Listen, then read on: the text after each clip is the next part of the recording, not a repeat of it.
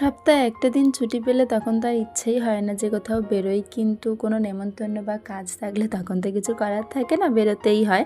তো এই রকমই রবিবার দুটোই ছিল আমাদের, তাও একই জায়গায়, সেই জন্য আর একটু সুবিধাই হয়েছিল। কী কাজ ছিল সেটা তো ক্রমশ প্রকাশ্য। তো নেমন্তন্ন ছিল রাস পূর্ণিমা পুজোর। তো প্রথমে কাকার বাড়িতে গেলাম, গিয়ে দেখি পুজো তো হয়ে গেছে। আর পিসির বাড়িতে তারপর গেলাম, সেখানেও দেখলাম পুজো হয়ে গেছে। আসলে প্রথমে যখন পিসির বাড়ি ঢুকেছিলাম তখন পুজো হয়নি পিসির। এদিকে যে কাজটা আমাদের ছিল সেটা সারতে সারতে তারপর যখন গেলাম তখন অলরেডি পুজো হয়ে গেছে।